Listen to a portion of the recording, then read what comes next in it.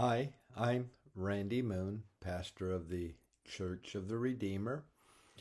I'm here to record the Wednesday night Bible study again for those who are unable to attend. We are continuing in our study of the series of the book of Judges. This is our sixth study, and we're right now looking at the very end of the book of Judges, chapters 19, 20, and 21. A study I've entitled A Levite, His Concubine, and the Demise of the Tribe of Benjamin. Judges 19 through 21 tell of another incident during the time period of the Judges that is difficult for New Testament, New Covenant Christians to understand or comprehend. This is not an incident, these three chapters, that are often taught in Sunday school classes, and very seldom, if ever, are they preached on in Sunday morning sermons. The combined incidences of these final three chapters of Judges is difficult to read, and it is not easy to totally interpret. This incident portrays humans and human nature at its very worst. It is similar to the incident of really Sodom and Gomorrah in the book of Genesis. But this time, God is not involved with his covenant people. Something I find amazing is that the Bible is very honest whenever it tells the various stories of the people that are recorded. The Bible does not attempt to make the depravity of humanity politically correct. We see that except for the grace of God, humanity would spiral downward into complete chaos. The end of the book of Judges tells how disorder reigned and how society can easily break down completely. What's amazing is really there's no mention of God intervening. It is only the covenant people of Israel attempting to figure out how to deal with a difficult and even terrible situation. So with that as a basic introduction of where we're headed, let me look at the beginning of Judges 19, the first three verses of which read, "In those days Israel had no king. Now a Levite who lived in the remote area of the hill country of Ephraim took a concubine from Bethlehem in Judah. But she was unfaithful to him. She left him and went back to her father's house in Bethlehem, Judah. After she had been there 4 months, her husband went to persuade her to return." So we see the setting of this story. A Levite and his concubine were having some sort of marital problems. We are not given the details of what this problem was beyond that she was unfaithful to her husband and she had left. That's all we know. She went home to her father, since really she would have had few other options within the society of the Middle East of ancient time. But the Levite's love for his concubine caused him to make the journey from the remote hill country of Ephraim to Bethlehem to persuade her to return to him. And whenever he got to her house, his father-in-law's house, his father-in-law gladly received the Levite and insisted that he spend a few days with him. And of course, this again is typical of Middle Eastern society. So so the Levite stayed for 3 days, and on the fourth day he intended on getting up and leaving, but his father-in-law persuaded him to relax for some time in the morning. And then as the day wore on, his father-in-law again persuaded him to wait until tomorrow. Well, this same scenario began in the second day, that the father-in-law told the Levite to, wait, relax for a while, and then he tried to get him to stay another day, but on this day the Levite refused to stay any longer. And so sometime late morning, early afternoon, the Levite and his servant and his concubine headed back towards the hill country of Ephraim. And that's where the problems began. As we read, again, we're still in Judges 19, verses 11 to 15, we read, when they, being the Levite, the servant, and the concubine, were near Jabus, and the day was almost gone, the servant said to his master, come, let us stop in this city of the Jebusites and spend the night. His master, the Levite, replied, no, we won't stay in an alien city whose people are not Israelites. We will go on to Gibeah. He added, come, let's try to reach Gibeah or Ramah and spend the night in one of those places. So they went on, and the sun set as they neared Gibeah in Benjamin. There they stopped to spend the night. They went and sat in the city square, but no one took them into his home for the night. Now notice, the Levite refused to consider spending the night in a foreign city. He insisted upon traveling on to a city of the people of Israel. It is not stated, but I think it is safe to assume that the Levite felt safer surrounded by fellow people of Israel than he felt by being surrounded by the people of the land of Canaan. Once they arrived, though, in Gibeah, no one offered to take them into their house for the evening. Again, this would have been a customary thing for the people of the ancient Middle East to see a stranger, a fellow Israelite, and invite them into their house to spend the night. But no one did that. It wasn't until later in the evening that an older man coming in from a day of working in the fields offered to take the Levite, his servant, and his concubine into his house for the night.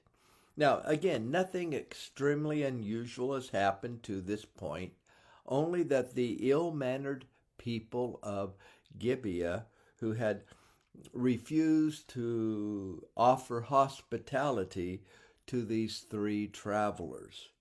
But here's where the plot thickens as we continue in the story. Again, Judges 19, verse 22, we read, while they were enjoying themselves, some of the wicked men of the city surrounded the house, pounding on the door. They shouted to the old man who owned the house, bring out the man who came to your house so that we can have sex with him. Now notice at this point the similarities of this story and the story of Sodom and Gomorrah. Visitors to a city. Sodom and Gomorrah, it was those two angels that came to the house of Lot, who were looking for hospitality. The offer of hospitality came from an individual who was not a native of the city. Then later on in the evening, the demands of the men of the town to sexually molest the visitor. And we will see in a moment that even in both of the incidences of Sodom and Gomorrah, and here with the Levite and his concubine in the city of Gibeah of Benjamin, the offer to provide women to satisfy the demands of the wicked men. But the amazing difference from Sodom and Gomorrah is that Gibeah was a city of the covenant people of God, the people of Israel from the tribe of Benjamin. This was the city the Levite sought to arrive because he believed he would be safe among the people of Israel. So these people of the town, these men of the town, their action was a grave violation of the covenant that had brought the kingdom of Israel into existence, and that maintained and held the kingdom of Israel in existence. This is the zenith of the people of Israel doing evil in the eyes of the Lord. The Levite's concubine, going on with the story, the Levite's concubine ultimately was sent out to these wicked men of Gibeah. We read of that continuing in chapter 19 of Judges, verses 25 and 26. It says, "But the men would not listen to him. So the man took his concubine and sent her outside to them. And they raped her and abused her throughout the night. And at dawn they let her go. At daybreak the woman went back to the house where her master was staying, fell at the door, and laid there until daybreak." Now, one of the challenges of interpreting this story is the difficulty to know who is the bad guy, who is the good guy, who wore the white hats and who wore the black hats in this story. Why? Why was the concubine whom the Levite loved and went to bring back home sent out to these wicked men? Why? Why did not the old man and the Levite and the servant do more to resist these wicked people? Why? Why did they not trust God to intervene? Those who first appear as good turn out to be bad, and those who appeared to be bad turned out to be even worse. This was a reflection of the confusion and chaos during the time of the judges of Israel's history. Another question of who sent the concubine out to the wicked men? The text is ambiguous as to whether it was the Levite or the old man or the servant who threw the concubine out to the men of the town of Gibeah. We also see the cultural difference that values the life and safety of men above women and children. In the 21st century of which I live, in Western culture of which I live, I struggle with this. How could this have happened? How could the covenant people of God have become so wicked? How could the Levite, of course the Levite is like a priest, a man of God. How could this man of God, this Levite, be willing to sacrifice the love of his life? I do not have answers for this beyond the simple concept of wickedness run amok. The end of chapter 19 tells us that the this concubine, this woman, died at this doorstep. And the next morning, the Levite callously tells her to get up and let's head on our journey. And it's only then he realizes that she is dead. So he puts her dead body on his donkey and he heads home.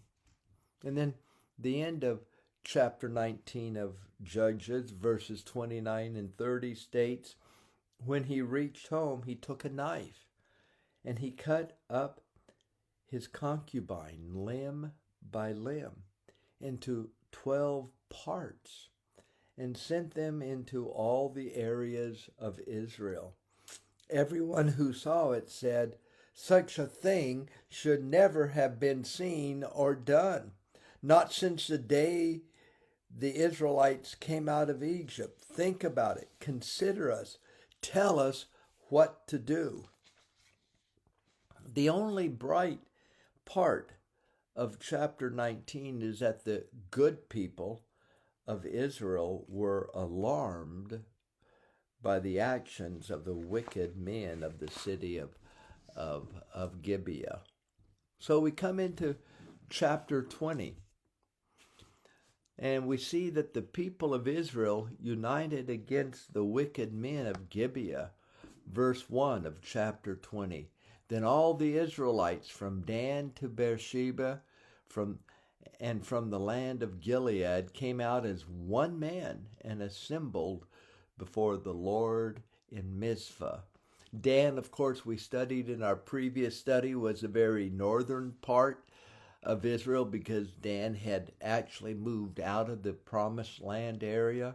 The city of Beersheba is considered in the Old Testament as the southernmost city of Israel. Gilead is the area east of the Jordan River where the tribes of Reuben and Manasseh and Gad all took their inheritance from the eastern side of the Jordan River. So we're seeing from north to south to east, and of course the west would be the Mediterranean Sea.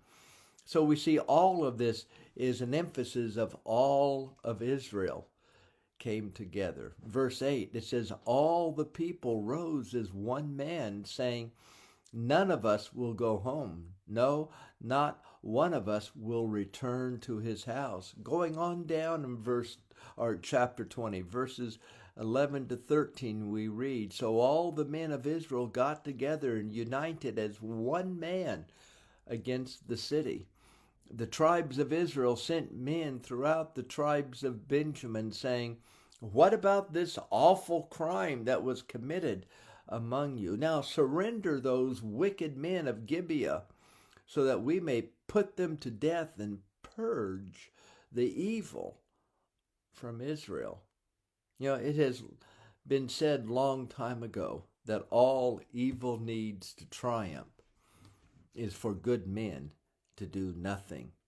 We see the good people of Israel identified the evil that had been committed by the people of Gibeah. The good people of Israel attempted to not allow what had happened to stand as something that would be allowed to exist in the promised land of the chosen people of God. All the men of Israel requested the tribe of Benjamin was that they would hand over those wicked men who had been involved in this evil act. But the people of Benjamin would not listen to the people of Israel. Going down again, Judges chapter 20, verses 13 and 14, we read, but the Benjaminites would not listen to their fellow Israelites, and from their towns, from all the towns of the tribe of Benjamin, they came together at Gibeah to fight against Israel. So we see that Israel begins to fight against Israel.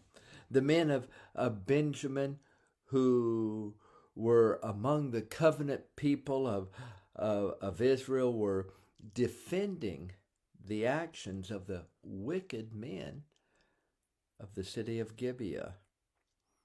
I cannot help but, somewhat identify this to our present times in which we live. I believe the Bible clearly teaches against homosexual activity as a sin. Yet there are Christian people who attempt to defend homosexual activity as something that is acceptable. I don't understand. It appears to me that we are beginning to live in the same time as described in Judges chapter 20 in our modern times. How? How can this be?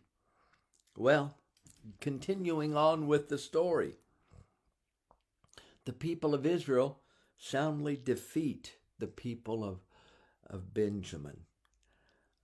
Chapter 20 still, verses 46 and 47. We read, on that day, 25,000 Benjaminite swordmen fell, all of them valiant fighters. But 600 men turned and fled into the desert to the rock of Rimmon, where they stayed 4 months. The men of Israel went back to Benjamin and put all the towns to the sword, including the animals and everything else they found. All the towns they came across, they set on fire. Notice, the tribe of Benjamin had 25,000 men at the beginning of this conflict.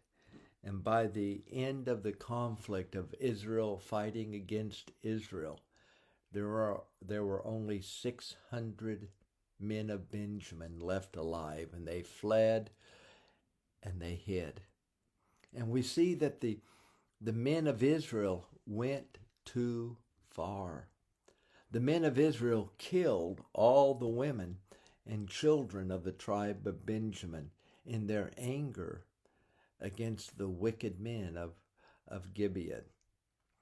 The tribe and the people of Benjamin was completely defeated and near the point of complete annihilation. Anger is what drove the men of Israel to react so strongly against the men and the people of Benjamin. I think of the New Testament, Ephesians 4:26. It says, in your anger, do not sin. Do not let the sun go down while you are still angry. And an amazing fact is that I find controlled anger that is properly directed is often a motivating force to solve a problem. But uncontrolled anger normally leads to a situation that we later regret.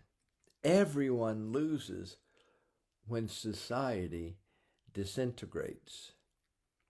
This is the inevitable endpoint when each person does what he sees right in his own eyes, which is ultimately evil in the eyes of the Lord. Notice again, the book of Judges, chapter 1, describes a holy war against foreign people, whereas by Judges chapter 20 deals with a holy war against a tribe of the people of Israel. Israel never figured out who their real enemy was, and they expended a great deal of energy and many resources in fighting the wrong battles. What would have been the outcome if they had directed their zeal against the nations that should have been obliterated in the beginning rather than fighting each other? Well, when? When did the events of Judges chapter 19, 20, and 21 happen. I would like to think that, oh, well, this must have happened towards the end of the time of the Judges. But Judges 20, verse 27 and 28 tells us that this happened during the time that it states, in those days, the ark of the covenant of God was there. Phinehas, son of Eleazar, the son of Aaron, ministered before it. 3 generations removed, or actually the second generation after Moses and Aaron.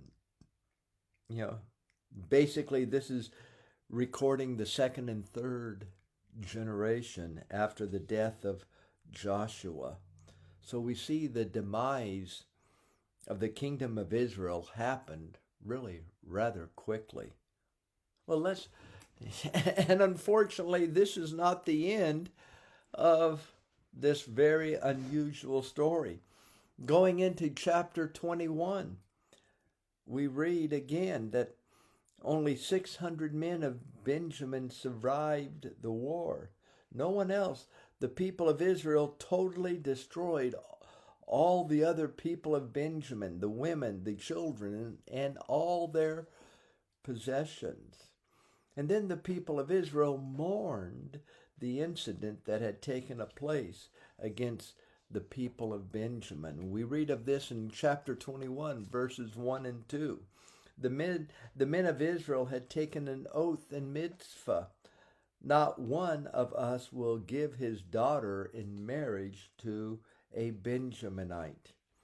The people went to Bethel, where they sat before God until evening, raising their voices and weeping bitterly. "O Lord, the God of Israel," they cried, "why has this happened to Israel? Why should one tribe be missing from Israel today?" The events described in this chapter are no better than the events that we have considered in the last 4 chapters. The people of Israel took care of the wicked men of Gibeah, but the men of Israel allowed their anger to be uncontrolled and went to such an extreme and exacting revenge that they created a greater problem. In this chapter, they do call on the Lord finally in chapter 21 for his help and guidance out of the mess and the mire that they had created. But then they even went to an absurd solution to solve the dilemma that only made matters worse.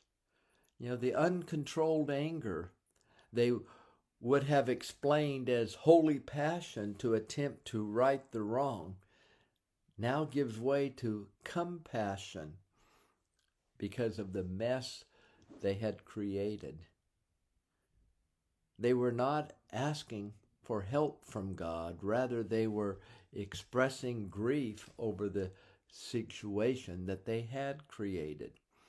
It is interesting that the people of Israel did not wait on God to give them direction. Rather, they decide to attempt to solve the chaos by their own rationale. There's a spiritual dynamic of waiting on the Lord to give guidance and direction at our time of need. The men of Israel had vowed not to give their daughters in marriage to the men of Benjamin. Then the men of Israel realized that no one from Jabesh Gilead had made this vow.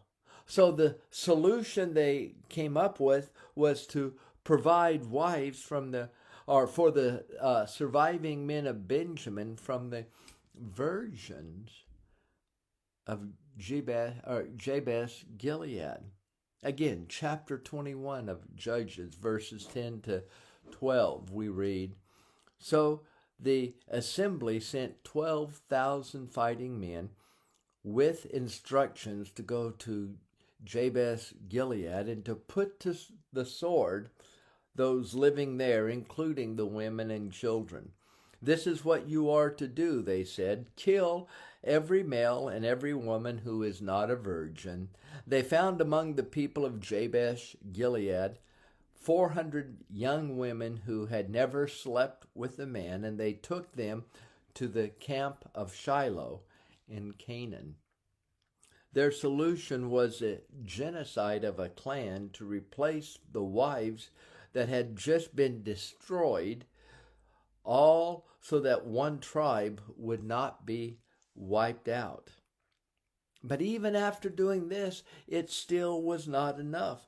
Only 400 women were found, but there were 600 men. They were still 200 short. So the people of Israel devised another bad plan, and that of stealing the additional wives that they needed to become brides. We read of that in verses 20 to 22 of chapter 21 of Judges. So they instructed the Benjaminites, saying, "Go hide in the vineyards and watch. When the girls of Shiloh come out to join the dancing, then rush from the vineyards, and each of you siege a wife from the girls of Shiloh, and go to Benjamin. When their fathers or brothers complain to us, we will say to them, 'Do us a kindness by helping them, because we did not get wives for them during the war, and you are innocent, since you did not give your daughters to them.'" So who were the bad guys? Who were the good guys? Simply put, they were all bad. And they all made bad decisions. It is only the grace of God that saved the people of Israel from self-inflicted destructive behavior. Let me give an added note here, if I can, concerning the tribe of Benjamin. Let me ask you a question. The first king of Israel was from what tribe? Benjamin. You're right. We go to 2 Samuel chapter 9. When the prophet, judge Samuel first met Saul and informed Saul that God had appointed him to be king, Saul's reply speaks volumes to this incident at the end of the book of Judges. 1 Samuel 9:21, Saul answered, "But am I not a Benjaminite from the smallest tribe of Israel, and is not my clan the least of all the clans of the tribes of Benjamin? Why do you say such a thing to me?" The reputation of what had happened to the tribe of Benjamin had lasted throughout the few hundred years time period of the Judges, and had a strong impact on the man that God chose to be the first king. We have considered the dark incidents that happened in everyday life of the people of Israel who lived during the times of the Judges. I question, were these the only two bad behaviors at this time? Were there possibly other incidences that happened similar to these, but simply were not recorded by the writer of the book of Judges? The answer to this question, we do not know, and we really should not speculate. But there is another story in the Bible recorded of everyday life in the time of the Judges. And that story, the story of Ruth, happened during the time of the Judges. The story of Ruth has a very positive element of the everyday life that happened during this time. So before we go back into the middle of Judges and consider the individual judges of this book, I want to jump beyond the book of Judges to Ruth, a book that is recorded of events that happened during the time of the judges, because that is a bright story in this otherwise very dark time of the judges. God bless you. Live for Christ. Have a great day.